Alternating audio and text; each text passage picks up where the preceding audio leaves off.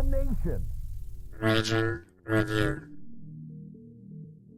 The Raging Cajuns will be a source of pride for this university, for the alumni, fans, and donors as we achieve success in the classroom, in the competitive arena, and in the community. It's about to get really fun.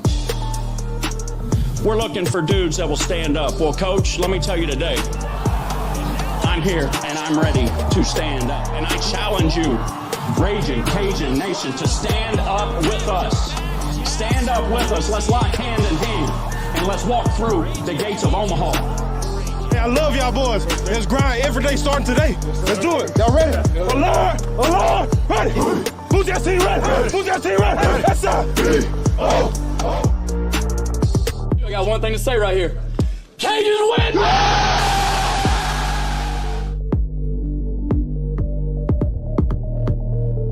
Ladies and gentlemen, welcome back to the Raging Review podcast. Apologize off the top. Not feeling the best, so a little nasally, but we'll get through it. Nick and Jerry are with me. I don't really know where to start, so I'll kick it to the most optimistic in the group to start us off. Jerry, why don't you start it off, bud? That was horrific. That was terrible. I mean, I could have said that.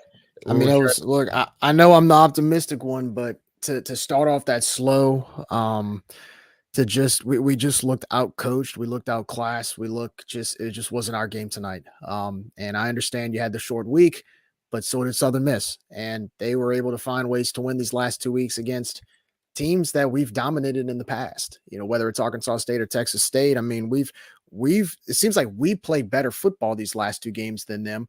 So going in, I assume that we just had the momentum. We had a better team, and Southern Miss looked like the team of the Southern Miss of the 90s that I feared.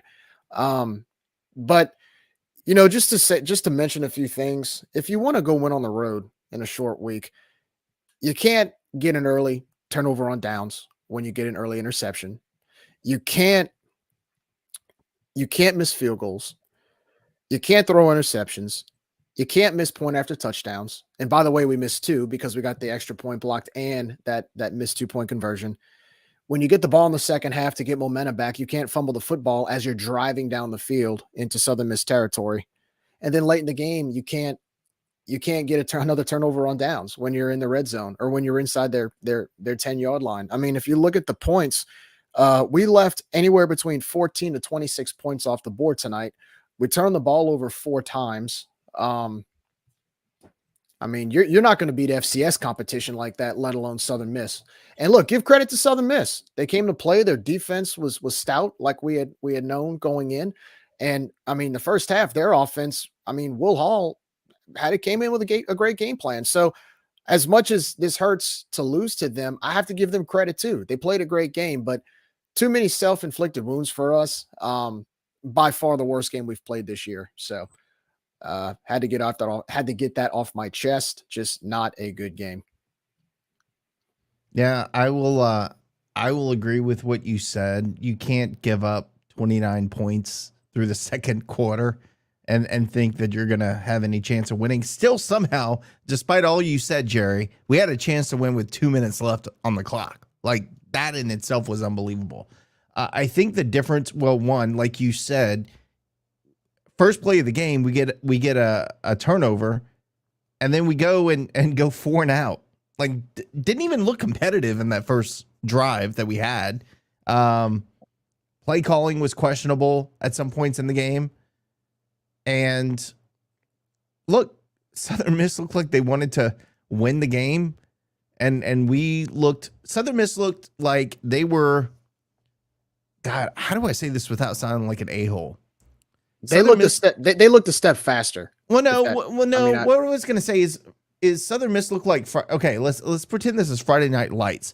They look like they're Permian Basin coming out wanting to kick our ass, and we showed up like we're Vanderbilt, like, oh, we're just going to come out and we're going to outclass them. Like, there was no it didn't seem like we had emotion on the field. It didn't seem like we had anything to, I don't know. It was just weird. Like Southern Miss looked like they wanted to win the game when they got there.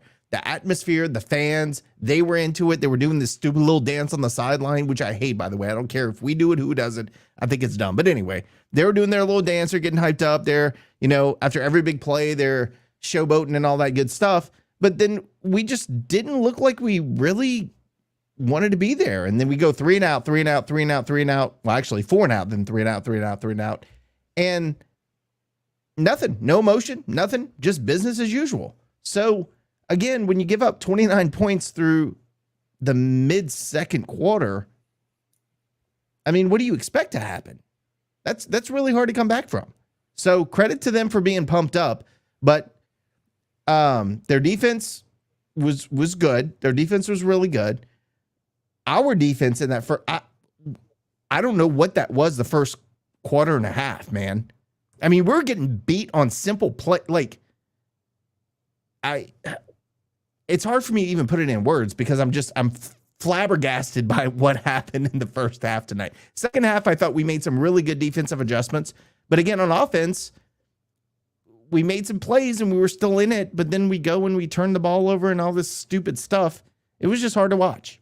The whole game, hard to watch. How good was their defense, though? We outgained them by over 100 yards. We moved the ball up and down the field at will, and we continually shot ourselves in the foot. So how good was their defense? First of all, the play calling all night long, but especially inside the red zone, continues to be the most maddening thing about this team. And I don't – people keep bringing up the fact that we have a weapon on the sideline like Lance Legendre. And one day I'll figure out how to say his name. We don't use him at all. Meanwhile, we just watch Frank Gore basically beat us by himself. It's amazing how we can't get creative with things like that. But regardless, we continue to just bang our head against the wall and be surprised when this stuff doesn't work. We've got 7 and 8 guys in the box, and we go running back draw inside the 25-yard line. Like, what? Why? It's not working. And yeah, we made some. I felt like the offensive line made some assignment adjustments, and it worked because Ben seemed to have some time more in the third quarter. But dude, when you're up 29-5, your defensive scheme is going to change. So did we make the adjustments, or did the game dictate that things were just going to open up for us? I don't know. I don't know the answer to that because every time we would do us any good, we would shoot ourselves in the foot and turn the ball over, or just look putrid on 4 plays and completely stall a drive. I thought fourth down play calling was terrible. I thought short yardage play calling was terrible. There were a few times where we went to the running game early in the first quarter and then early again in the third quarter, and it seemed to work, and then we got away from it. But we're constantly chasing yards. We're never on schedule. We did rip off a couple of big plays offensively, but what did we do after that? We constantly would stall. I mean, this happened all night long. People like short-handed receivers like Neil Johnson dropping passes. But I will say, look, Ben, that could have gone wrong went wrong. Look, let's talk about the offensive line. Offensive line broke down at several key moments in this ball game. 20 downs, we got owned. But look, there were some times that wide receivers were wide open and they dropped balls, and there were some times that wide receivers were wide open and Ben underthrew them. Didn't even see them. And didn't even see him. Look at that final scoring drive. Well, I guess it was the second to final, but right before we got the fumble to get the ball back, he missed. I think it was Neil Jr. in the middle, just wide open. That was Jefferson.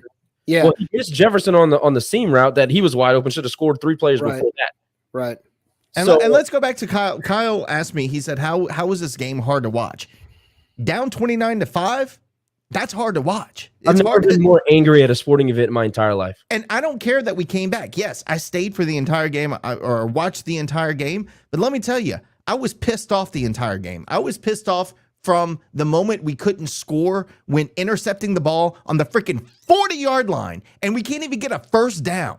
Okay? From that point on, yeah, the game was hard to watch. Now, was it entertaining later in the game? Absolutely, it was entertaining, and we still had a chance to win. But it was still hard to watch on both ends. The thing about that is it's not necessarily entertaining, but what happens was we had to pick up our tempo because we're playing catch-up down by 18. So at that point, you're playing 2-minute drill the entire second half, which throws your game off, which is why we made mistakes. I thought there were times when Defense. What I think what upsets me the most, and I understand they're like, well, coaches make adjustments. You spotted them 29 points. That team, Southern Miss, does not score 29 points. I'm sorry. Like, if you look at their schedule, they don't score 29 points. Like, that's just not who they are. 95th in the FBS and offense. And you gave them 29 points in the first half on big plays. They got a freshman quarterback who threw 8 interceptions going into this game. He really didn't throw the ball well. You let Frank Gore go over the top on you. You basically burn your entire secondary. I mean, we have a reputation for having a solid secondary. They got burnt in the first half. We have 4 guys around that wide receiver that got burned. 4 on Frank Gore throwing the ball down the middle of the field. So that to that point, yeah. I mean, I know Lamar made some adjustments, but at that time, you're down 24 points. I mean, yeah, I give him credit for at least, holding up the floodgates, but I mean, the water was already flowing by then, and then offensively, we try to get drives going. And every time we try to get drives going, we turn the ball over. I mean, it is what it is. And hey, it just, I don't care about entertainment value when I'm watching my team play. I don't care if it's the ugliest game I've ever watched. I want to win. I don't care about being entertained. That's not why I watch. I watch Monday Night Football for that. I watch the NFL for that. I don't care about that when my team is playing. I just want to win. But you want to talk about being upset? Let's go back to that first turnover where we tried to score. And I made a comment about bad play calling. I didn't hate that series by Mike and Tim. They were being aggressive trying to get 7. I didn't hate that. What I did hate was, and look, I very rarely go after players, but I'm pissed off with this guy very much, so I'm going to go ahead and say it. You need Peter LeBlanc to fight for that ball. He did not fight for the ball. He just kept running his route, and yes, he got tugged a little bit, and I thought it should have been called, but I'm not going to make a big deal about that.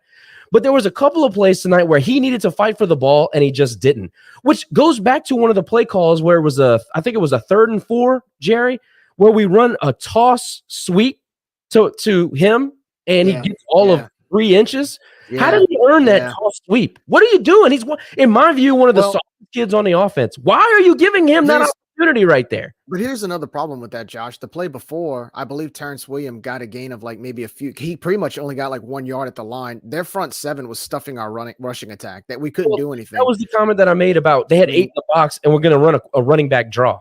Yeah, I mean, a delayed draw too. What are you doing? And what made it worse was, we were in a group text and I kept saying, throw the football. What happened when we threw the football? We went down for like a 5-play touchdown drive.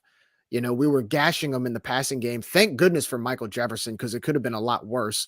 But when we started airing it out in the second half and got that touchdown drive, we made it look easy. We start running the ball again. And I understand Southern Miss adjusted to it, but if you're gashing them down the seam, if you're gashing them in the air, why stop?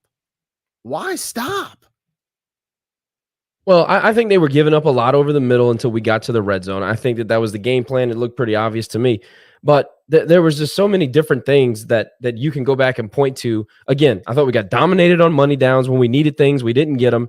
When they needed things, they got them early, not in the second half.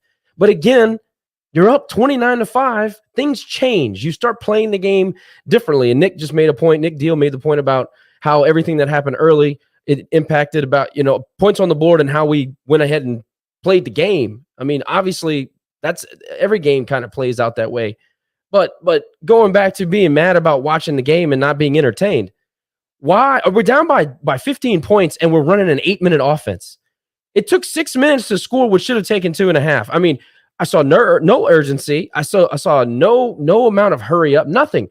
This has been a trend in the Mike Desormeaux era, and I'm not going to go holler at Des. I think everybody has some blame in this performance, but again, like the clock management does not make sense to me at all. They were playing like we were in a tie ball game. And it's infuriating because, think about how many times we had the opportunity into the half. We have opportunity to get points. We don't. We chase points all night long with the going for 2 and all this other stuff. We shouldn't have even been in that situation late in the game. If we just kick the extra point and execute on special teams, we're not even in the predicament to have to go down there, get the touchdown, and get the 2. We might even be setting up for a game-tying field goal. There's so many things that happen, and this was a crazy game, and I know all that. A lot of things that you didn't plan for, but a lot of things that were preventable. But look, and I get that we performed poorly, but it seemed like whatever we did, no matter what it was, Southern Miss, it would work for them. They're punting out of this world. They punt it to the half-yard line. Our guy, on a kickoff is trying to get it into the corner of the end zone so the guy doesn't get the ball to return it. And it just so happens to, for all intents and purposes, it was going straight into the end zone that the ball decided to bounce. Oh, it'll go around the pylon. We'll start at the 35. Like even that, every single thing we did tonight, it seemed like nothing was going our way.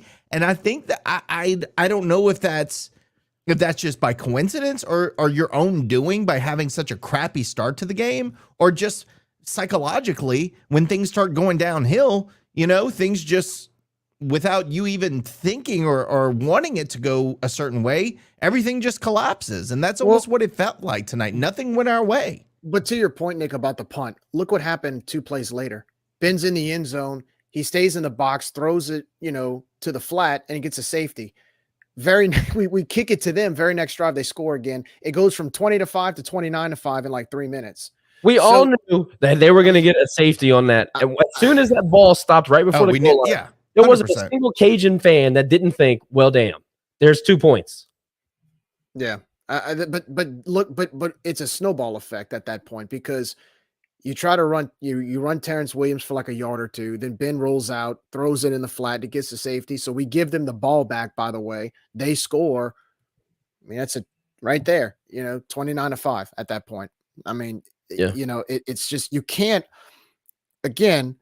Oh, and I didn't even add the safety to that. So you can say that's a 16-30 or 16-28 point turnaround if we do what we're supposed to do and not make the mental mistakes. And really, I like to use the word sometimes sloppy. I think when, to Kyle's point, when he said it was an entertaining game, I think part of the entertainment factor was the sloppiness.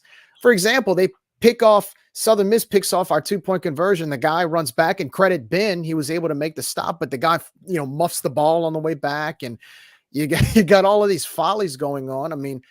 Part of that was sloppiness, and I thought that, unfortunately, a symptom of that is lack of discipline. I thought we lacked discipline tonight a little bit. I give credit as far as penalties go. I think Southern Miss committed a few more personal foul penalties than we did. We talked about that earlier in the year, like against Rice. Our players seemed to kind of hold their own. So that was one positive thing out of the many negative traits we saw tonight, but still, it was just a sloppy game overall. Sloppy game. And it wasn't necessarily like, it was who made the critical error at the critical time. It was your leaders, man. It was Ben. It was Chris. It was, your secondary getting burned on like a one-man hot route that just burnt everybody up the middle. Like, a running back can't throw deep and beat you over the top. That can't happen. That's got to be on film, and I put that on Lamar. We weren't prepared for that. I don't feel like we were prepared to play. I don't think that we were ready for that environment. I'll go back and say that. I don't think that's a hot take. I don't think we looked ready to play at all. Dude, that's the first thing I said. We look like we walked in like we were going to win the game. Like we got this, no problem. Cocky attitude, whatever, silence. And they look like, again, and no disrespect to Southern Miss, I'm just saying, rowdy Texas high school fans into the game, team into the game, on the sidelines, dancing and jumping around. We just look like we expected to be served a win on a platter. And you can't do that in conference play, man. We expected Marshall again. That's what we expected. We expected to go on the road against a team that's, and look, honestly, Southern Miss lately has not had the success Marshall has. Again, the last 2 weeks, they've had to come back to beat an Arkansas State team that we beat by 20. They had to come back in the last minute to beat Texas State, a team that hasn't beaten us yet. So you look at those results and you think, oh, well, they struggled to beat teams that we've owned over the past however long. So we're just going to go, if we did what we did against Marshall on the road, well, we could easily go to Hattiesburg and do the same thing. Well, that's not the case. And what did I say before this game? What did I say whenever our friends from Southern Miss came on the pod? I said, a way that you can beat us is you can basically move the ball, score on our defense early, and force us to commit turnovers. What happened? A miracle, like what I said. Scored on us early, and we committed turnover, and we turned the ball over. So it was just a recipe for disaster. Everything we weren't supposed to do, Everything we've always talked about going into the game on how not to lose, we did just that. We turned the ball over. We let them score early. We let them get momentum. Oh, and they beat us in field position too. We talked about field position. When you punt the ball to the half-yard line, then get a safety and a 9-point turnaround in a span of 2 minutes, that's field position. Their punter did a hell of a job tonight. Credit to him, their by punter. the way. Fantastic job on his part. Eric Guerra was not able to return barely anything, really. But they beat us in field position. We turned the ball over. They scored on us early. The crowd got into it. It was just not our night, guys. Not our night. Before we go any further, I want to encourage everybody in the space to request to speak. If you have a phone call you want to make, call the hotline. If Nick has that to flash. I think the number. Do we really want to take calls tonight? I've been getting text messages about getting calls. So. Oh, gotcha. Okay, I'll turn 761-6561 is the number. 337-761-6561.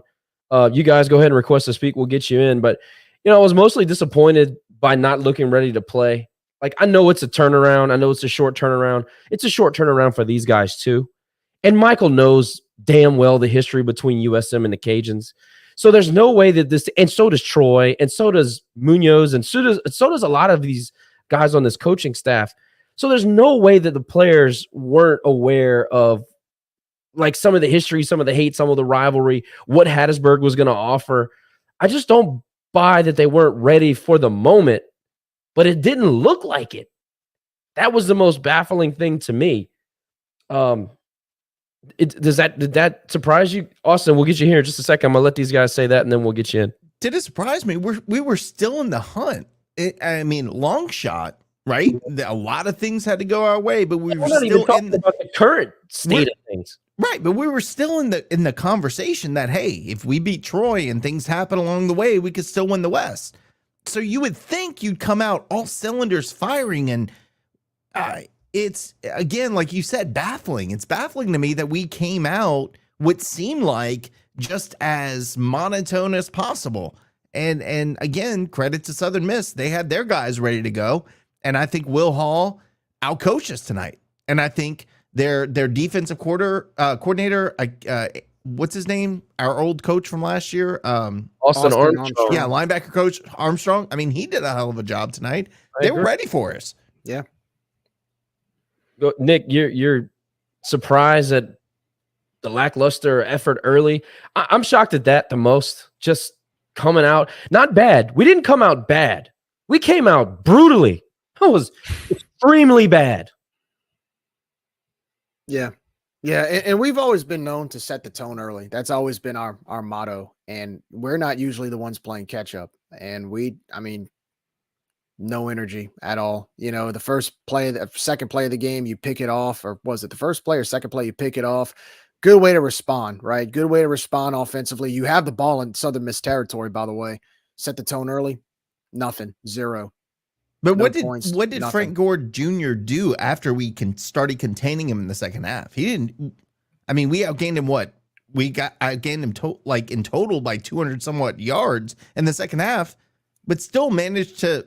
I mean, I don't know, man. It's again baffling to me how bad we were for that first 1.5 quarters of the ball game. That just put us so far behind the 8 ball that it was almost impossible for us to come back. Big play touchdowns, like 3 of them in the span of maybe 6 minutes. Something crazy like that. Austin, go ahead and take it, man. It's all yours. Hey, guys. What's up, brother? I guess I'll start off with positives first. I have a couple points I wanted to make. Well, that shouldn't take you very long. No, it shouldn't. Josh, looking swagged out. Love the sweatshirt. Appreciate you sticking it out. I know you don't feel good. Other positive, I guess it looked like there was more emotion shown from Dez, at least in the second half. And I know that's something that some people had complained about, that especially after we do something stupid, him not getting on to people. It looked like he was doing that more. I like seeing that. Yeah, that's pretty much it. As far as negatives go, I mean, I posted this earlier, but I feel like we got in a time machine and went back a month. I mean, it set us back to where we were in the Rice game. I mean, even from the jump, it felt like it did those first few games where it was like our defense was going to have to do everything and play perfect. I mean, we got an interception immediately. Don't take advantage of it. We even got a special teams score on the 2-point conversion. I mean, it felt like that kind of game where, we weren't going to be able to capitalize on those kind of mistakes. And it continued for far too long. And we got so far behind, it ended up being the whole game. And it was just so frustrating because, I know we talked about it earlier, but, if it's not one thing, it's another. And that's how it was earlier on in the season with execution. If we're not, every time we finally felt like we were starting to get some semblance of momentum, we would do something dumb, like fumble or, miss an extra point or miss a field goal. That Chris Smith fumble was a dagger. That's one of the worst feelings I've ever had, knowing like we're finally getting on a roll. We look like we're opening it up, and we had some confidence in the pass game, and then boom, he drops the football, and you knew right then and there, like, I don't know if we can do this. Totally agree. And it's like, we're not, we have, our margin of error is so small, and then it's guys that don't normally drop passes or dropping passes. I almost feel like I'm watching a Saints game. It's like, it'd be one thing if we were out there just getting boat raced by these teams and just getting blown out. I mean, okay, I'd be able to accept that, we're just not better than them. But I feel like it's right there, and we're just not, and that's infinitely more frustrating. And it's little stuff too, like, even on that, the one drive that we didn't score before we got the fumble, first down, Ben misses Jefferson on the fade route. Well, he zipped it in there because he saw the cornerback had the high coverage and he was going for the back shoulder throw, and that's a read on that play. Yep, and agreed. They're just not on the same page. That's yep. If he stops his route and turns around for the back shoulder, it's a pitch and catch, easy. Yep. The only other thing I wanted to make was about the transfer portal, and just I know it's hard. Des coming in here his first year, and he has an idea of his culture that he wants to run and to establish, and I definitely respect the we can win with what we have mindset. And when you promise guys they're going to have a chance to play, I understand that, but I feel like there was if that's there was a gross misjudgment, I feel like, of our talent ability on the offensive line. The landscape in college football is changing right now. And I just think, especially as a G5, if you want to keep up, you have to go out and get some of these guys to improve yourself at position groups where you're vulnerable. And we lost so much on the offensive line, and all we went out and got was a backup guy. Like, you look at other schools that are doing that, like South Alabama, Texas State. I mean, it doesn't always work out. Sometimes you can inherit more problems than it's worth, but I just feel like maybe that's something, that we might have to change our mindset on going forward. I don't disagree on that. Remember, we did get that transfer from Michigan State who just absolutely did not pan out. Anytime he's gotten any kind of playing time, he can't play. I mean, I'm not trying to be ugly to the guy. He's not a D1 talent. And then you got Williams, you got McGovern. Like, we've lost guys since spring who we thought were going to play big minutes. Lance Burton's another who's still not all the way healthy. And then we have a bunch of young guys that we thought maybe might contribute, but it just hasn't worked out. It's kind of become a perfect storm on the offensive line, and I'm not giving anybody a pass. Maybe they knew some things that we didn't know a lot earlier, and maybe they could have addressed those things. But Coach Tim made a point to address this in the Tuesday afternoon press conference, and he talked about the fact that we do believe in the talent that we have on the starting lineup, but they've had to grow up way faster than any other group of five that we've had in a long time. And he said that he felt like the progression was there. I thought tonight overall, C+, if I'm being nice. I think that they showed moments. They did make adjustments, but they still can't pick up a stunt. They still struggle when assignments change in the middle of a play. It doesn't matter if it's just a stunt. It could be anything. They still struggle with it. You saw it on replay. If you watched any of those sacks, it was motion on the defensive line. And we still struggle with that. I still think we look like we're a step too slow when we have to move and help out, especially on duo blocks and things like that. I don't know, man. I think that it's the perfect storm, and it really probably got to a fever pitch right before the season started, and they probably all looked around and said, oh, shit. You know what I mean? I think that that's a legit point to make. Maybe not. And I'm trying to be optimistic about it, but I do feel like we've seen some improvement. but I know that there's still a lot there to be desired. And I agree with you that the transfer portal cannot be seen as a necessary evil to the point where you want to try to stay away from it as much as possible.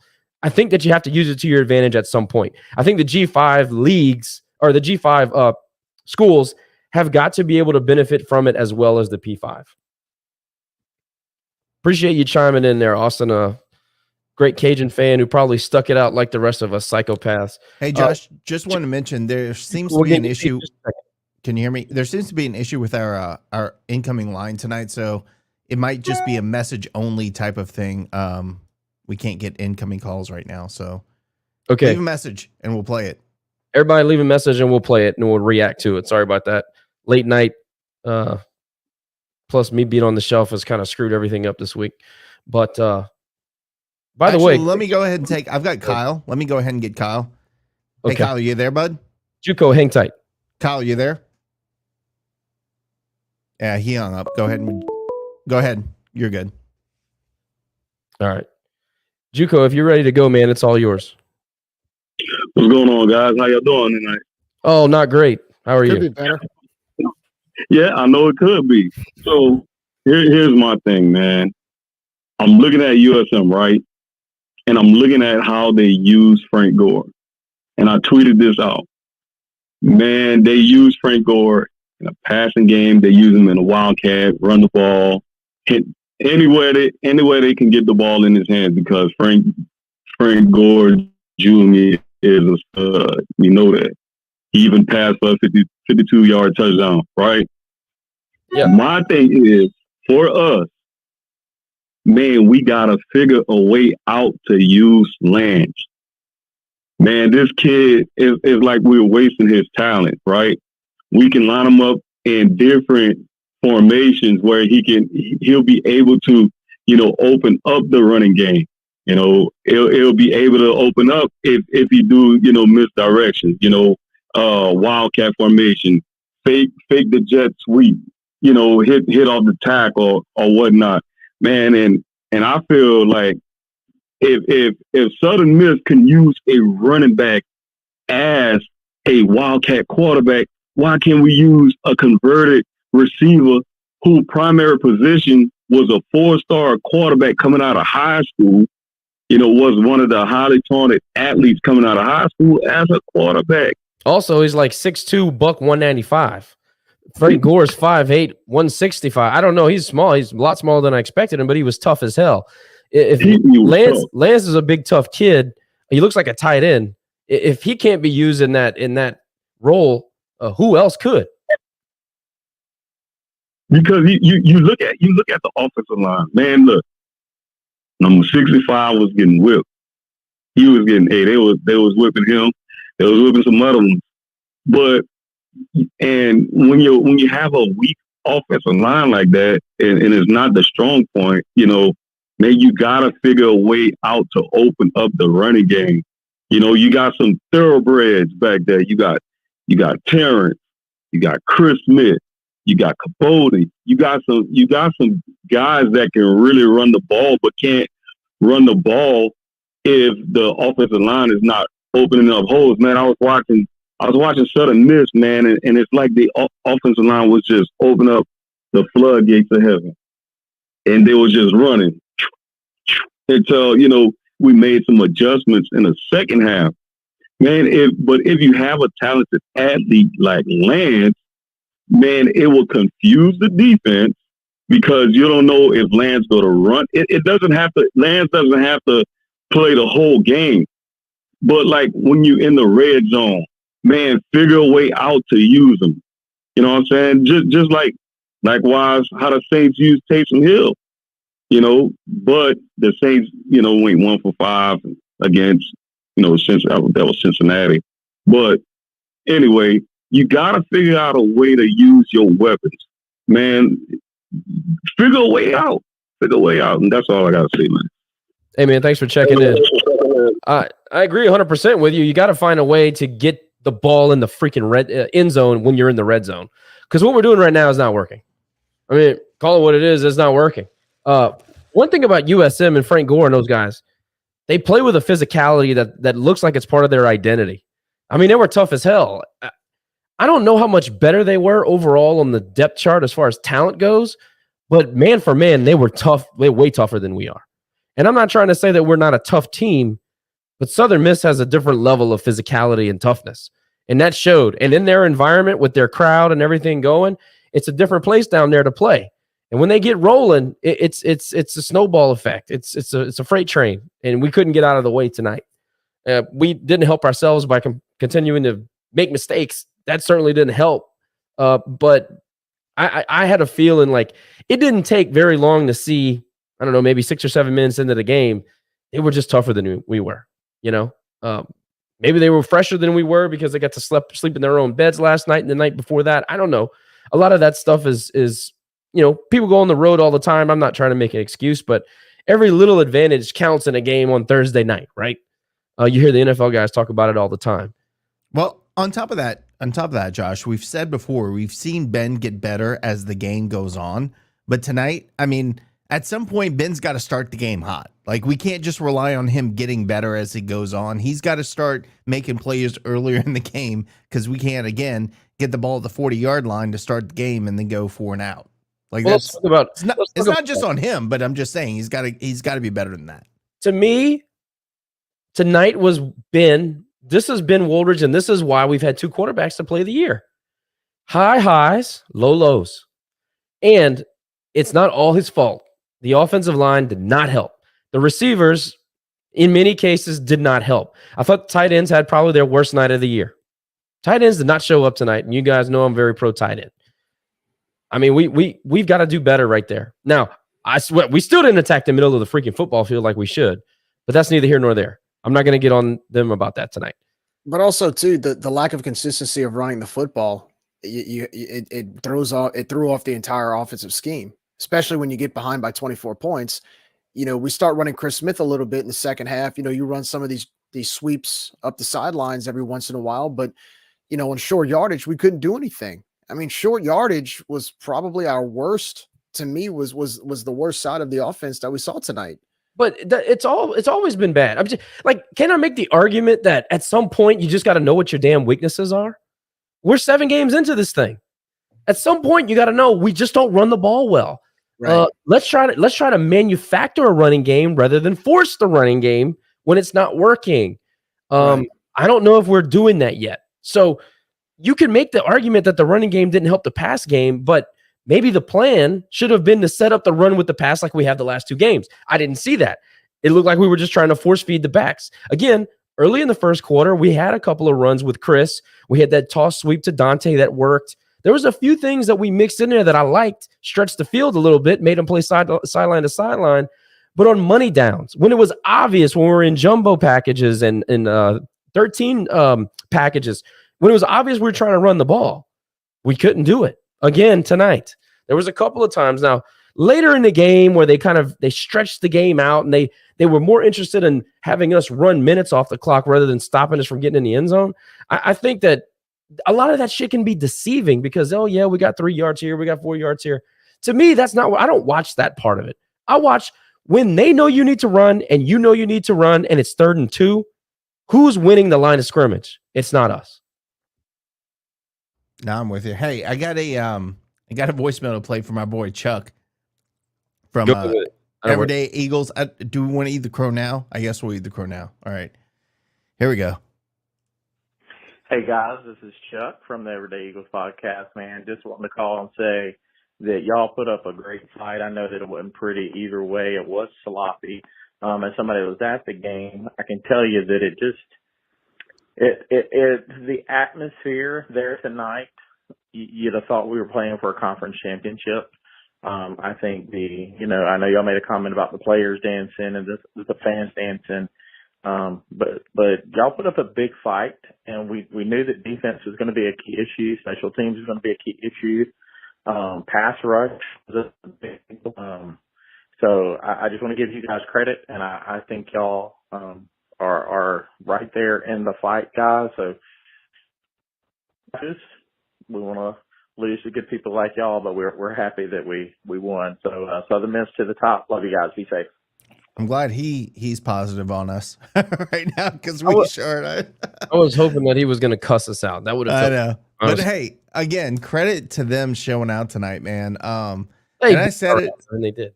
I said it last week. I said it. I want the support that they have, and he mentioned that a lot of their alumni still live in the area, and I get that. A lot of our alumni, like I do, live in Houston and Dallas and all these other places, but. Damn, I want a Thursday night game to have half a full stadium. Like I'll take 20,000 and 40,000 seat stadium on the Thursday night. I'll take it any day of the week. You don't need a lot of people to have a great atmosphere. No, you just need people that care. I've been making this argument for 20 years. Eric, you're next to speak, sir. Please take it. Hey guys, hats off to Southern Miss. They just basically whipped our ass. I'm extremely pissed off, I guess, because I bought into all the progress that I saw the last 2 weeks, and I really expected that tonight. And tonight, if you take away the turnovers, Southern Miss is not more talented than us. We got out coached tonight. Our inexperience showed, I felt like, in the coaching.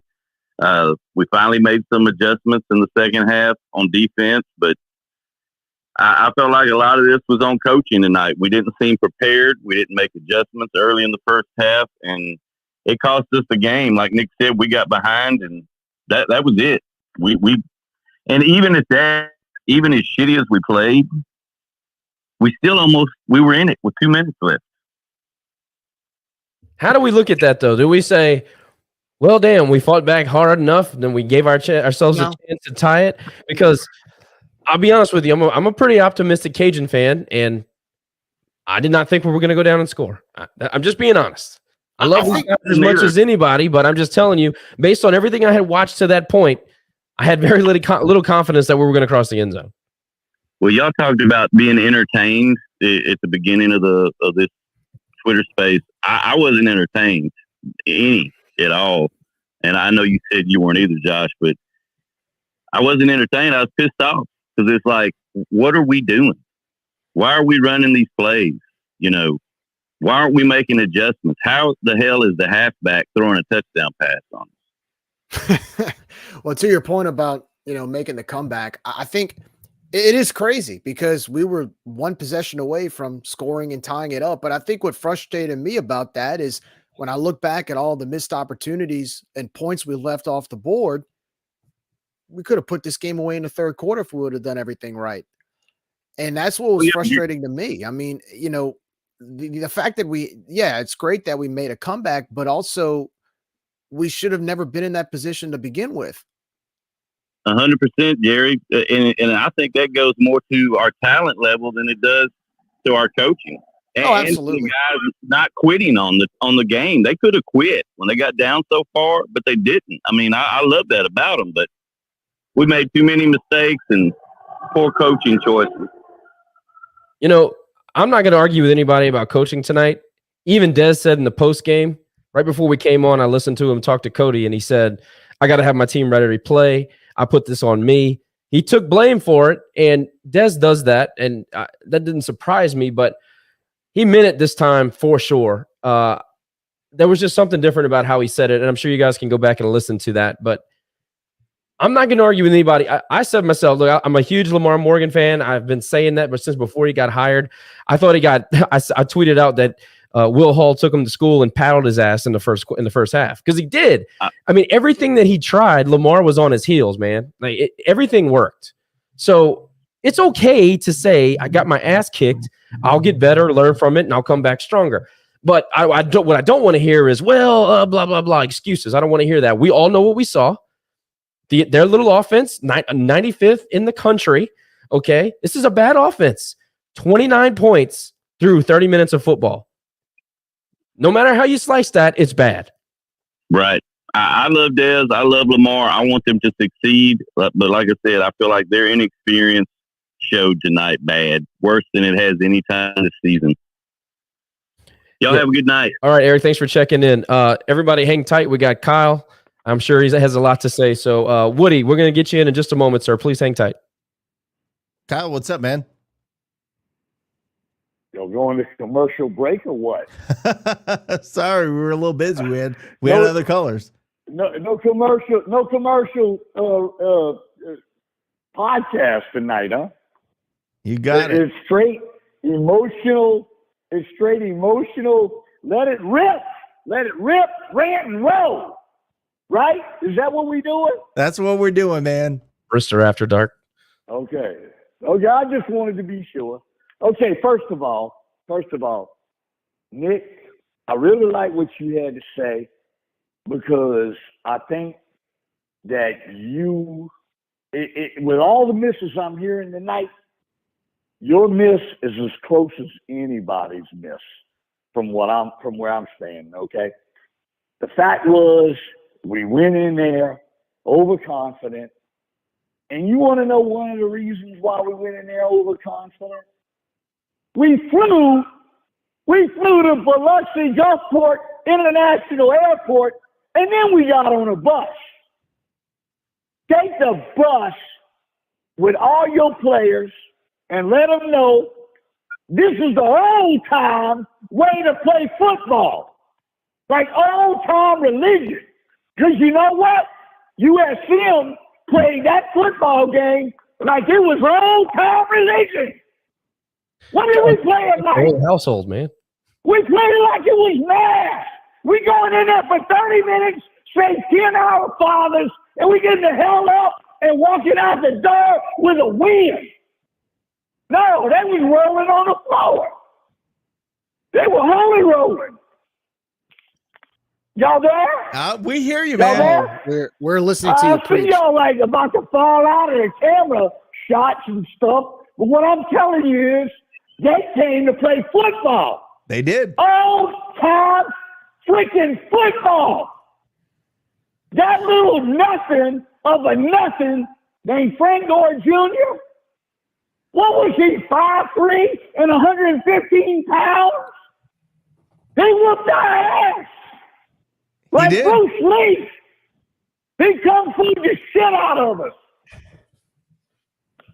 That he did. Tell me where I'm wrong. I got nothing to say, And just Kyle. when we thought we had him cornered, he throws the ball to 50 yards.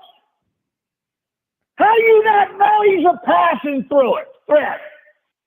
Everybody talked about it. Raging Dave talked about it. Jay Bird even talked about it. That old son of a goon. We talked about it here last He week. talked about it. Do what? We talked about it here with the guys from Southern Miss this week. Yeah, they said I that. know. Yeah. How could they miss it? Everybody knew it. He beat It was Louisiana in Tech. all the papers. He beat Louisiana Tech in Ruston last year as the starting quarterback. I mean, he threw like 2 touchdown passes last year. I mean, they should have film on that. So how do you not know that this guy is susceptible to throwing the ball 50 yards down the field for whoever's going to go get it? You should know this. I'm with you, man. I'm sorry. Okay, I'm sorry. I'm going to tell you right now. No, don't apologize. We almost won this game. I'm sorry because I had to watch it, but I loved it. I did love it. Don't tell me that game wasn't entertaining. You a liar if you tell me that game wasn't entertaining. I got a friend of mine from Kansas who had 0 dog in the hunt, and he was laughing his ass off about how entertaining it was. Okay? Y'all got that, right? We got it. Yeah. Y'all there? We're here. Okay. We're here. It was entertaining. It shouldn't have been entertaining. But our business professional attitude when we walked in there made it entertaining when they proceeded to slap us upside their head and drop kick us to the floor. And they did the booty wipe. They did the booty wipe on us, man. And we still had the fortitude. We would have come back, but you know what killed us? You know what killed us? We killed us, We Kyle. killed us. We took a knife and jabbed ourselves right in the guts between the second and third rib and twisted. Self-inflicted wounds, man. Ladies and gentlemen, we do this after every game. Please hit the subscribe button. He said booty wipe. Now, what is this? Okay, what is this? Is this coaching or is this just players being players? I don't know. But if you can find out, please call me, tell me, text me, email me. I don't care. But I'll tell you what. I still got hope. You know what? This year, we ain't winning the conference. We might make a bowl game. I think we'll make a bowl game.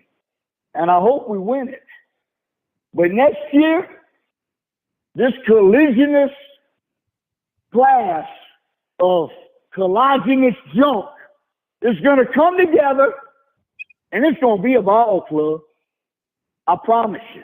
I believe it will be a ball club. I'm with you, Kyle. I think and we y'all are. will go like, damn, it's going to be like the 2018, 2019 UBR team. Okay? You know what I'm saying? They are having, they look like, right now, they look like, what is that when you got the cars running? A demolition derby. Right now, they look like a demolition derby team. Next year, they're going to look like a NASCAR team going around the track, getting the most points. But it's a process. And I swear to God, if somebody mentions process to me this week, I'm going to have a stroke, a hernia, and a heart attack. Y'all have a good night, fellas. Thanks, Later. Kyle, as always, man. Oh, man. Thanks, that was, that's why we that take was calls. the best Kyle call ever. He said booty wipe. Listen, this is a great time to remind everybody, hit the subscribe button if you like that. And He said booty wipe. I don't know what to say, so I'll give it to Woody. Woody, you've been waiting. All yours, sir. Yo. So just want to say, as a Southern Miss fan, it's good to play the Cajuns again, man. It's been a long time. Oh, yeah. In the conference with y'all. For sure. But, I just want to say this. It looked like the Cajuns were definitely not one step slow, but like 2 or 3 steps slow in the first half. If they weren't ready. But I will say this, Southern Miss, and you whether you agree with it or not, they have a top 25 defense. Now, it doesn't look like that because they have 3 losses, but their offense is so bad. Their quarterback, who's a true freshman, thrown like 15 interceptions in 3 games, right? He was had to bad. overcome that constantly. And that defensive line is stacked with nothing but SEC transfers. So, I get that you want your team to like score 100 points, right? But that defense is really good. And I'll just hang up. No, hang on a second before you hang up. I don't disagree with any of that because, like I said, I thought on money downs we got our ass kicked. I thought in the red zone you guys clamped down and we really couldn't do very much, and your speed was evident, especially in the linebacking core and the secondary and the edges. And the entire defense was fast, but in particular, edges, linebackers, secondary. What I wasn't expecting was to be able to get chunk plays and to really have our way between the 25s. That surprised me. And really, if you look back, some of the biggest momentum shifts were the turnovers where we were deep down into Southern Miss territory. So I'm not necessarily saying I don't think that Southern Miss's defense is very good, and I don't know if they're top 25 or not. I mean, that's a little bit subjective, but I was more surprised that we, as an offense who has struggled to have our identity and find our footing, really, even though we put up 5 touchdowns against Arkansas State, they're not good. I didn't come out of that game thinking, whoop, we finally found our offense. We know who we are now. I never thought that. But I was surprised that we were able to move the ball like we did against Southern Miss. Now, again, like I mentioned, going up 29-5 changes the entire game. You throw the game plan out the window and you try to just ad-lib your way through that thing. So many things that were crazy in that game changed the way both teams played. I think we'd have to line up and do it again for me to really have a full a full opinion on Southern Miss's defense and really their whole team. I thought your special teams were outstanding. I think your punter probably won you the freaking football game. Nobody's going to say that, but I think the punter won it last week when they played Texas State. Yeah, man. I think he was the X factor. He completely changed the field of play. I don't know, 3 or 4 times. So I just want to say that. But I appreciate you checking in. Your fans have been great. It's been fun bantering with all of you since you guys joined the league, and even some of the trash talk was fun and clever, which you don't really get around Sunbelt football. So it's been fun. Yeah, well, hopefully the West starts to with the Cajuns and Southern Miss, and no offense to other Sunbelt teams, but really that's all I really know in the West. But yeah, I know the East is really good. So, but it should be some really good games coming up in the year, and like you said, we know all about bad offense. And it can make your defense look bad when you change, when you turn the ball over. What are the Cajuns had like 4 turnovers, 3 turnovers? I don't know what the exact stat was. 4 tonight. Yeah. I mean, it makes your defense look bad because, you're turning the ball over after, maybe you had a long drive or in your own territory, right? And, it's hard for a defense to really, like when the Cajuns scored, I guess what was it? With 2 minutes left, after Gore fumbled on the 2, right? I mean, that really wasn't on Southern Miss's defense. That was more on Frank Gore. That type of stuff happens, right, when you turn the ball over. And it just makes your defense look bad, but it's really not your defense that's doing it. It's your horrible offense, right? So, but anyways, enjoy listening to y'all. We'll do it again next year. And good luck to you all in the rest of the season. All right, man. Appreciate you checking in. Appreciate it, Woody. Yep. Yeah, if anybody has anything they want to say, please request. We'll get you in. Did anybody see time of possession? Yeah, anybody? I want to say they had the ball. They had the ball for 33 minutes. We had the ball for almost 27. So they beat us on time of possession. But we had 100 more, almost 100 yards more of total offense than they did. Or we had 100 yards of total offense than they did. But we turned the ball over a few of those possessions. So couldn't turn them into points. In a weird way, we've made a living on being on the other side or the plus side of the turnover margin. Last 2 weeks, we've lost the turnover battle. One time we played a really bad team, and one time we played a good team, and you see the difference. I think with the timing of the turnovers more than anything, though. Look at that first. Everybody kind of forgets about the first turnover, the first pick. I want to say it was the second play from scrimmage. He throws the pick. We're all fired up. We go 4 and out. That changes the entire game because now the momentum that you just took from them on the road, you quiet the crowd a little bit. They just got it right back. So it's like it never happened. Mm-hmm. That was a gigantic play in the game. And again, I didn't mind being aggressive there because you really weren't supposed to have the opportunity anyway. But imagine if you just get 3. Imagine if you get 3 right there. And of course, you can't tell how the rest of the game is going to play out. I'm not trying to say that. Just to say, in hindsight, if we're not chasing points all game long, any other stats that stand out that we should talk about? Because it feels like in a game that crazy, there would be a few things. Well, I think, Josh, when you go back and you look at the first half, the thing that sticks out to me is just looking at the fact that we were down 29-11. And if we get it, I'm just thinking, look, just get a touchdown before the half, and then you get the ball back. Make the damn field goal before the half. Right, or a field goal, and you're back in the game because you get the ball back. What do we do on the first drive in the third quarter? We turn the ball over. So it's like we didn't score before the half, and then we go and we turn the ball over when we have the advantage on the first drive of the second half. Again, it was just like every single, we kept taking these steps forward, and then we'd back ourselves up, and then we'd take a step forward, we back ourselves up. It never felt like we could get ahead at any point in this game because you were just holding your breath, waiting for the next bad play to happen. So, yeah, and going back to his comments about defense, look, they were ranked, I think we're ranked 34 and they're ranked 39 in the country. Like, I expected this to be a relatively close game. There is no way that I thought we would give up that many points, not only in the first half, in the whole game. And Vegas didn't either. The over-under was 43. That's what I'm saying. Like, it was just weird. And I think we should have understood that when we had the interception on the first play, and then they score, and then we take the ball back. Like, it was funky, and it felt weird, and anything that could happen weird happened. It's just one of those games. You just got to take the L and move on, man. That indeed. Injuries. Anybody see any injuries that we can talk about? I didn't see anybody go down. No. Who was the wide receiver that went down earlier in the game? He made the catch. It wasn't LeBlanc. Oh, Jacob, but he came back in. He came back in. Okay. That was the only one that I noticed. Yeah, he was out for a while. I thought it was an ACL or a MCL. Knee is MCL, right? I thought that was an MCL, but he popped back up and he came back in. No, man. Yeah, I'm still pissed. Even after that wonderful call by Kyle that helped things out. Oh man, that was great. I was crying. Anyway. I wonder what he was talking about. Is that a dance that I don't know about? I have no idea what that meant.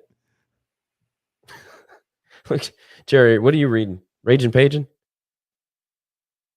Oh, you're muted. I'm still in awe of Kyle's call. That was probably one of the great. If we had greatest moments in Rage and Review, that definitely goes up in the top 5. We do now. Fantastic. Hey, you know what though? Hey, say what you want about Kyle about his calls sometimes, but you know what? The man, you can't deny the man has passion. But we need thousands of more like him to bring that passion, man. Thank you. That's what I'm saying. That's what I'm saying. We need more passion. We need more fans, and not your, I'm gonna watch him because the other team's not playing fans. We need our passionate fans pulling for us and only us. Sorry, I'm greedy. No, that's why I like going to Hattiesburg, because they're Southern Miss fans. They're not Ole Miss fans posing as Southern Miss fans. They're not state fans. They love the school they went to, and I'm all about that. And I mean, they're not Southern Miss alumni pulling for Ole Miss and Mississippi State like we have alumni pulling for LSU. Actually, had some moron bragging on Twitter about that. Did y'all see that exchange? It was fantastic. Unfortunately, I did. Yeah, pretty bad. But no. I didn't really want to get into this because I didn't think we'd have to, but in Lafayette, it was status quo. Well, nobody talked about how important renewing this rivalry was, other than the fans on message boards and us, obviously, and Twitter a little bit. There really was no education on why it's important that we're playing Southern Miss, why it's important that we're in a league together. You know, the history of the two schools, the heated rivalries that were in the 80s and 90s, nothing. No, there was no promos. There was no hype videos about the 2008 game where Mike Desermo was limping up and down the field, which would have been such an easy thing to do because he's now our head coach. So it's such an easy thing to marry together, you know, the current and the past, something that we just can't manage to do as an athletic program. Nobody thought to do that. Jerry and I called each other and yelled at each other about that. Where the hell is all the promo? It was mostly me hollering in my hoarse flu voice. I don't know if Jerry's probably just tolerating me, but like there's nobody talking about it. Nobody. But it's week after week, Josh, I know. that we see other schools and programs outdo us. And I'm not saying on the field, I'm just talking in general, like amping up their fan base, making them want to go to the game, making them want to tune in. And again, I don't live in the city, so I don't know. I'm assuming nothing's being done in the city because I have to rely on social media is the only way for some of our fans who are diehards to get amped up on the game, because it feels like just like the team walked in today, business as usual. You know, that's just what it felt like. And it wasn't business as usual for Southern Miss. And they showed us in the first quarter and a half. It wasn't just business as usual for them. I wish we had that. Why can't we have that? Why can other teams in our conference consistently do it week after week, and we sit here and silence? Look, today was an easy sell. Tonight was an easy sell. You're playing a team that you basically played every year in the late 80s and 90s. So for a lot of people our age, that was our childhood memories, right? Not quite on the winning end, but it was still a memory of playing these teams. Now they're in your conference. Back then, they weren't even in your conference. We were an independent while they were in Conference USA. They just happened to be a non-conference opponent. They're your conference rival now. The same team that you played every year is now your conference rival. And look, I'm upset about tonight, no doubt. But I guess there's one light at the end of the tunnel. It's not one of those games where you can't, like, we have to wait another 5 years to play them. They're coming to Cajun Field next year. So I feel a little bit better knowing we get to hopefully redeem ourselves. But in spite of that, you're playing a team that is basically next, maybe, and I know we talk about whether or not ULM's a rival, but Southern Miss is undoubtedly the team in the West that emulates you the most, mimics you the most. Our fan base and the university and the athletic department, we should all get excited about that. That's exciting. Like, that's fun. Their fans are ecstatic about it. I mean, well, look at when we talked with Chuck and Lane the other night. I mean, Lane said it best. He's like, when I look at, when it comes to a school in Louisiana, you guys mimic us the most. That should be a natural sale to me. But Jerry, here's the problem. Southern Miss punked us at their place. Okay, we should have been pissed off as a fan base, as a program. When they came to in baseball to play us this season at the Teague, we should have been flashing that bat flip weeks before, promoting that game. We did it. We did. You did it. But I'm saying the program should be getting our fans hyped up. Like, look at these guys punking us last season. It's their turn this season. Get us fired up. Nothing. We did it, but nobody else did it. Again, this year, radio silence. We haven't beaten these guys since 1990, 98, whatever. 93. Like, you should be like, all right, this is our time. There should be nothing. Nothing. It's free. This is free stuff. It's easy stuff. We have got to do better at that, man. I posted the picture when we got the uniform reveal. I posted the picture from the 80s when we went to Hattiesburg and beat them. We wore the script Cajun helmets, the white jerseys that said Cajuns, and we wore the white stripe red pants. And it took me 30 seconds to put that on Twitter. 30 seconds. And look at the reactions we got. Look at the likes. Look at the comments. 30 seconds on Twitter. I'm just saying. So, but again, Jared, you just said, I can't wait till next season. We're going to show them at Cajun Field. Yeah. Are we the only ones that are going to be saying that? Or is somebody going to step up and piss our fans off? It'll probably be us yet again. It'll just be us. Look, they released 2 or 3 different hype videos throughout the last 24, 36 hours.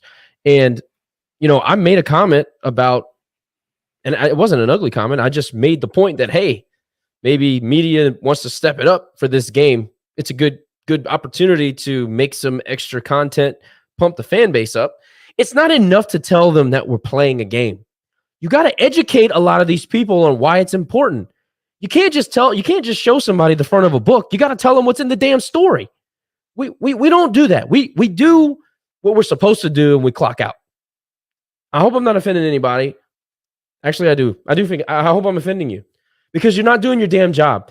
You got to tell the fans why it's important. They have to know why Southern Miss matters in Cajun football universe. We have to know that this conference is getting better all the time. We have to know why this conference matters and why we should pull for our conference mates. USM has some of the best fans in the G5. I love being associated with them because I made a joke with the guys earlier that in the old Sun Belt, our fan base was looked upon as a superior fan base because the other fan bases were so damn terrible. But now we're in a conference with the JMUs and the Apps and the Marshalls and the USMs and all these great fan bases. It's kind of shown that our fan base has gone really by the wayside. Where are we? 15,000 for Arkansas State? That's unheard of. I mean, that's unheard of. They've been a Western Division rival as long as I can remember in nasty, heated games. Now we go to USM, and of course we have our small core that went and probably raised hell and probably represented well. But, here we are. There's a few hundred of us that care late into the night watching Rage and Review and hollering about the game. I mean, it's not enough. It's not enough. And why is it not enough? It's because the people that are in charge of promoting these things to get our fans excited about why it's important to be a Raging Cajun football fan and why it matters, they just don't do it. I asked Jerry, I said, we were talking about whose job is it to go ahead and sell that story? We don't even know. Do we have people in promotions that their job is to engage fans in such a way that they are educating them on the history of why it's important to play a USM or a Marshall or whoever? It took me, and that man, I tell you what, the other night, and I'm not saying this to brag, it might have taken me 20 minutes to type that entire thing up. It was all emotion. It was all just memories. It was all emotion. It was all nostalgia about when we used to play Southern Miss, the standard of how I looked upon Southern Miss as a kid growing up, how I despised having to play them because they were so good and we were bad at the time. And now the roles have kind of turned. And even if they beat us tonight, though they beat us tonight, I feel like it's more of a level playing field with them now. Now we can actually compete with them. Now we can go toe to toe with them. Now we're conference mates. And so when I type that up, I just kind of put all those thoughts into one. But I'm just a fan. I'm not, I don't work for the university. I don't work in marketing. I don't work in promotions or anything like that. I'm just a fan typing this up. There's people that I'm sure could bring that same type of emotion at a certain level to get the fans excited. I mean, because I had a few comments. People were like, man, that was a great segment. I remember when we used to play Southern Miss.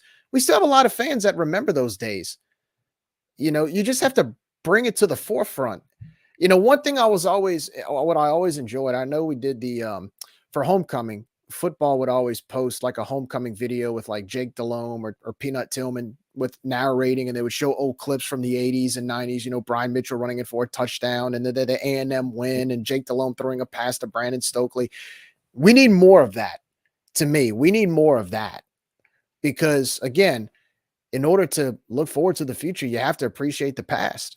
And there were a lot of people that wore that Cajun uniform. I know people talk about tonight, the script Cajun helmets. Oh, it's bad luck. It's bad luck. Well, we had a lot of good wins in that script Cajun helmet too. It doesn't hurt to embrace the past every once in a while. In order to embrace the past, you got to know the damn past. And we need to educate our fans. This is what we've always done. We leave it up to chance that people will find out. I'll give you an example. I was going back to find some footage of Mike playing against Southern Miss. It's not on YouTube. It's not on the internet. Can't find it. So I went back even further to the 80s, to the early 90s. You can't find footage. You can find pictures, but you can't find footage of the games. So Jerry and I were talking, and apparently there was somebody that was maybe on staff or maybe was a player at the time who had uploaded a bunch of this material onto YouTube, but was called by somebody. We'll call it somebody, but in my opinion, it was probably the university because we know how they are. And they were asked to take it all down. You can go find a bunch of stuff on Southern Miss's history and all the things that they've accomplished and how proud they are of their program. Can't find anything for us. Can't find anything.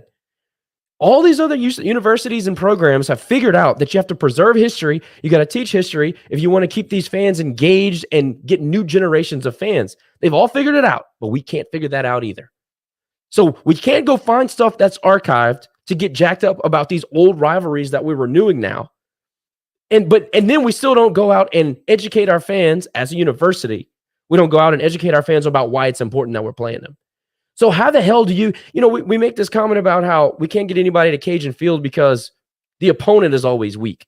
Well, Southern Miss is coming to town next year. Are we going to continue not to educate them about the past and why it's important to play Southern Miss? Because if we're not going to get 18,000. Or we're going to keep getting 18,000. We're not going to get the 25 to 30 that we should get because people don't know. You got to tell them. You can't just take it for granted. I'm not wrong about this. I've been mad about it all day. It just amazes me that somebody's going to tell them to take it down, but they're not going to put up footage on their own site. So we're just not going to have it. Right. You can't put it up, but we won't, so nobody can see it. Right. That makes zero sense.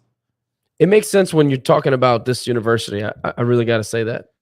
I'm not surprised by that in the least.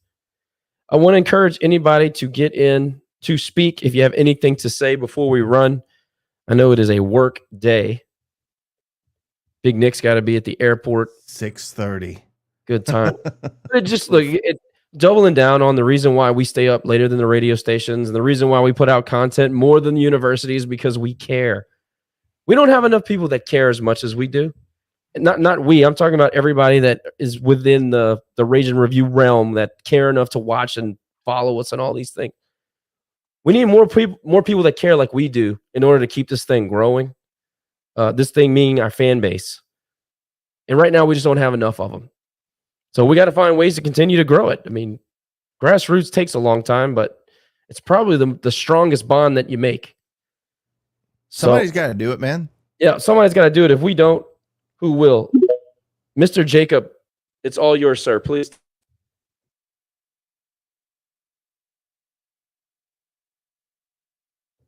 Go ahead, Jake. Hey, can y'all hear me all right? Yes, sir. Yeah, appreciate y'all covering it, as always. Don't really want to talk about the game, to be honest. I liked our discussion about being passionate and being passionate fans and showing up to games and things like that.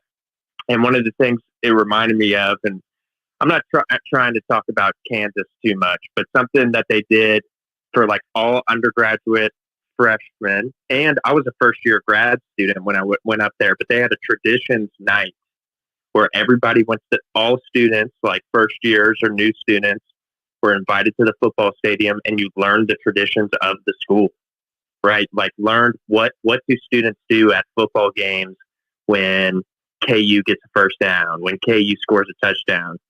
And that was really interesting for me because I got to like really learn that stuff before the first football game kicked off, and I was able to participate as a fan. And then you see people come back as alumni, and they do the same stuff that they did when they were students. But as I think about that, at the same time, I remember this was an issue when I was a student at UL. I was fortunate enough to serve on SGA, and I got to have regular meetings with like Dr. Maggard and Nico and people on the athletic staff. But part of our issue is we don't have a lot of traditions for our school, like other than on-campus traditions that exist. Like we have the bricks, and we have Dr. Stevens' statue, and we have the Pillars of Progress and things like that. But as far as like game day traditions, outside of tailgating, which is a normal thing across the country at any school, we don't have like traditions other than Louisiana first down, whoop, whoop, you know? And which I started, by the way. Say that again. Which I started, by the way. Hey, shout out to you, Nick. Shout out to you. But I'm saying like that traditions are supposed to happen organically. So like shout out to you for like creating that. But we don't have anything else to go on top of that. Right. Look, and I hear you. I hear you. Football's been played at the school for 100 years. Baseball's been played at the school for 40. I think it's a little over 48 years. Do you remember when it started? I think it's more than that, but you're knocking on the door. Anyway, the point is it's almost half the time. And we've got tons of traditions in baseball that are grassroots. Look at Liberty. They've been playing football for like 11 years. They've got all kinds of traditions that sprung up. I'm not pointing it out to say that it's impossible. My point is that we got to start somewhere. And yeah, it's not ideal to start in 2022. Do you think it should be on the athletic department to just create traditions on their own, teach the students, and then have it rock and roll? Or do you think they should just wait for somebody like Nick, for example, who started the Whoop Whoop, wait for somebody to start something? Well, Nick started hopefully. Nick started that as an employee of the university. Shit, I started all of the UL baseball traditions, like, but I'm not trying to take credit for starting them. I mean, Dan did the center field thing, and I did some of the other stuff. But the point is, like, how hard is it for just somebody, a spirit leader, somebody in the university, to come up with, okay, on first down, the students do this. On second down, when we're on offense, the students do that, or on defense, the students do that. I mean, it could be something stupid as putting your hands up in the air or do it's just come up with it and do it and tell the students, hey, this is our tradition. And if you're just consistent with doing it over and over and over and over again, it will take. But somebody has at some point just to take the initiative to want to do it. And that's what's, I think, lacking, is because you have so many different people in the administration coming and going every year that there's no steady presence there to take it upon themselves to say, screw it, I'm going to come up with this. Here's what we're going to do. And we're going to tell everybody, like you said, Jacob, I think that's a great idea. Bring all the students together. If you bring a freshman class of students to Cajun Field and tell them to do this on first, second, and third down, they will not know if you started that tonight or 50 years ago. That's exactly but what I was going to say. But if you teach them to do it and tell them we do it, and they show up, and you don't kick them out of the game, and you let them come to the games and sit where they're supposed to and cheer like they're supposed to, then it's going to work. But it seems like we just make things so freaking difficult for no reason. And so it just takes one person to make a difference. But as I said, there's just inconsistency on who that person's going to be. There's so much turnover, so many different hands in the pot that nobody wants to take the initiative. And then when somebody does, they kick the students out. So then that's a whole nother issue. Yeah, I appreciate the feedback and the talk for sure. I agree. I just feel like when you get people invested into something and involved in something, they feel like they have ownership in that, just like we do. We all feel like we have ownership in Cajun athletics. Like, we're huge fans, we're involved, we're invested, and we want to share that with others. And I feel like that is the easiest way. Like, if you get them when they're freshmen and you have like that traditions night and teach them, like, whatever it may be, their first time there, whether they show up to one football game or all the football games throughout their college career, they'll know what to do at those times, and it'll be a part of their fandom, and they'll do it as alumni, and it'll continue. So, yeah, I agree with you. The thing I want to ask is that SGA was pitching that when I was in school. So the question is why has it never been tried or taken off or been taken seriously? Does anybody know that? Anybody know why, or if it was tried? Or I'll give you a sarcastic answer, Josh. Yeah, I mean the feedback that I got was that it should be organic, which I agreed with to a certain extent. That's perfect. Right? Yes. Like that it should be grassroots and come up from people themselves, not like an administration down thing, right? Well, A&M has done pretty well with their fan base, and that was all orchestrated through the university. So it sounds like somebody just doesn't want to do extra work. That has existed for the milkmen hundreds of years. Yeah, you're right, but still, it basically is what we're talking about. They got the young ones in there, and they did orientation and taught them how to cheer for the team. Yeah. Well, cool. Go Cajuns as always. We got what, 4 games left. Got to win 2 to make a bowl game. That's the goal that I'm setting for the team this year, and I hope we get it done. And then on to basketball, which I love, and I'm biased because I work for the basketball team. So, well, you're going to need to check in for your weekly segment because no doubt we'll be pretty quiet around this mug. All right, Jacob, thanks for checking in, man. Appreciate you. All right, anybody else, please request. I guess my question is, why does it have to be organic? Like, again, you know what that means? Does anybody want to know what I think that means?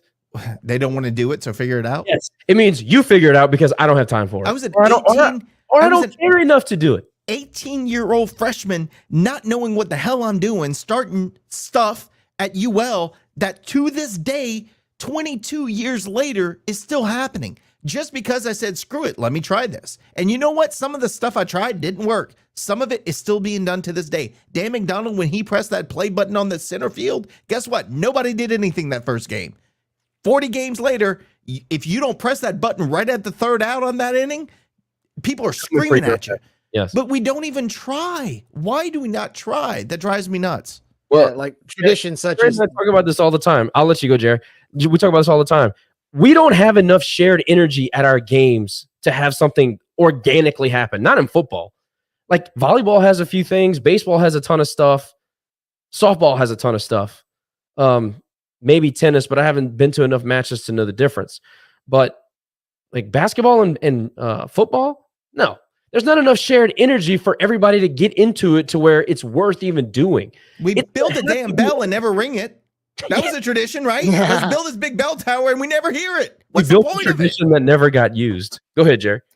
Well, I was going to say, Nick started some traditions like, just to name a few, no, hey, no, and then woohoo, and what's a few other and almost ones? Getting kicked out the Teague. That's another tradition I started. That's another one. And then some of the music, no, a lot of traditions at the Teague, but you see, you kept doing it. It was persistent, right? It was consistent. Exactly. And to be honest with you, like I remember going to the games in the early 2000s and they would be certain music and certain cheers, and a few fans would cheer back or chant back or clap to the song. And now it's so stapled in the tradition of the Teague. Like you said, if you don't play it, people are like looking up at the press box going, hey guys, what are you doing? Why are you not playing this song? But also too, like when you do something like that, like what you did at the Teague, you gotta be consistent with it, because if you change your mind after 2 or 3 times, oh, it didn't work, so we're going to stop. Well, you're never going to have a tradition because there's no consistency there. I think, like for me, what I think of Cajun Field, I think if you want to get a tradition going, and I'm just throwing this out there, students, if you're listening, maybe you can try it. And I've said this before. How hard is it for each side of the stadium to yell Raging Cajuns? Not necessarily the marching band, not the Pride of Acadiana, like they go really fast, and a natural cheer, like before the team takes the field. Have the cheerleaders one side, Raging Cajuns, or even in like after the first quarter, I don't know, something natural that's built amongst the fans. I don't know why I don't know. I don't get why that's so difficult. It's also like we can do better than that. That's to me so corny and easy. But it's corny and easy, but it's something, Josh. It's something. It's something. And then that could build into something else. Yeah, maybe, but it could also get you cayenne. And that's the last thing I want. Well, but not necessarily. I mean, again, that creates, even if it's corny, it creates an atmosphere. It creates some type of, it creates energy. It gets the fans involved. And I'm not talking, again, I don't feel like it's not that it's forced, but something that the fans can do. I mean, it does fan to me though. At football, it does. You want fan participation. That's how you do it. I mean, I remember it. I remember it at the baseball games during the regionals. They were doing the same thing, and it created an atmosphere. Softball does it all the time too. And I'm not just talking just a Raging Cajun chant. I'm just talking like a chant in general, something. Dude, I'm saying, I remember Sherry LaBaum, my freshman year in college, going to the student union, sitting in that they had this little theater thing with the stage. The first time I ever learned the fight song was when she taught it to us and said, this is what we sing before every game. Here's the words. Let's sing it together. You're going to learn it. And it stuck with me that day. I guarantee you, if she says on first down, you jingle your keys like this, every single student would do it because that's what we're told we're doing. So again, not everything has to be organic. Just somebody has to take freaking control and say, this is what we do, and teach people, and it'll happen. Now, I like your idea. That's organic, and I think that could work. But again, I don't think we've been saying it for 20 years. It's got to be organic. Organic crap ain't happening. So somebody got to take control. I think also, again, you have to have consistency. I can't stress that enough. If you do, and this is a tradition I'm not a fan of, my wife loves it, but where the kids go run out on the field, the kid run. You did it for you did it for 2 years and you stopped doing it. Why? Why'd you stop doing it? It doesn't matter if you like it or not, but you tried starting that and you stopped. So now you got to go. Now you got to go to Plan B and you got to go find something else. That would be like if we stopped letting the kids on Sundays go out on the field at the Teague. Right. Well, for COVID, it happened and people were pissed. Right. But we brought it back. But like now, COVID. I mean, COVID still exists, but it wasn't what it was 3 years ago, right? Go do it again. Get the kids involved. Do something. Just do something. Something. All right, let's get final thoughts. End on a good note after a very horrid, no good, very bad day. Nick, we'll start with you. Good thought. Final parting shot. We still had a chance to win the game with 2 minutes. I mean, no matter how terrible that game, the first 3.5 quarters were, and we ended up not pulling it off. Credit to the guys for not giving up like I wanted to do, and really making a game out of it. Like you said, Josh, that could be a testament to the Southern Miss defense and offense just getting bland after they took such a big lead. But after that turnover by Southern Miss, we really had a chance to pull it off, and we just couldn't get it done. So credit to the guys for that. Yeah, look, Southern Miss came to play. They came to play. They were fired up. We were a step behind from the opening kickoff. Couldn't take advantage of certain opportunities when we were able to take it. For example, that first interception, couldn't score. Southern Miss, whenever they took advantage of our miscues, they ran with it and scored and got points on the board and jumped to a 24-point lead. That's what good teams find ways to do. Good teams find ways to win. To Nick's point, I'll give the Cajuns credit for fighting back down 24 and still making it a game. But then I go back to the fact that we should have never had to play catch up. If we would have taken care of business from the opening kickoff, we could have controlled our own destiny and possibly won this thing. But, it's great to be playing Southern Miss again. I really enjoyed the banter, to your point, Josh, with their fans. Their fans are very knowledgeable. Their fans are very passionate. They want to see their program succeed, and we need more of that in the Sun Belt. And I'm glad they were an addition. I'm glad they're now a conference foe. And again, as nostalgic as I sounded earlier going into this week or this game and how bad I wanted to beat them, at least we know we get another chance next year. Not only do we get another chance, they come to Lafayette. So this is going to be fun. This is the beginning of something very special with Southern Miss. We get to play them every year. Look forward to playing them in baseball and every other sport as well. And I'm looking forward to it. It's going to be a blast. And that's what makes this conference so special now. You have teams like Southern Miss that you're familiar with, and they only make the conference better and they make our program better. The better the competition, the more incentives it takes for us to improve as a program as well. So hopefully Coach Dez and his staff and his team turns this thing around.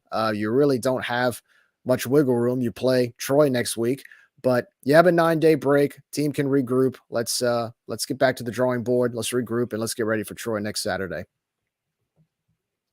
I am glad that I had the flu so that I didn't have to drive home from Hattiesburg angry. That's the worst, especially on a Thursday night. But no, in all seriousness, we look good tonight.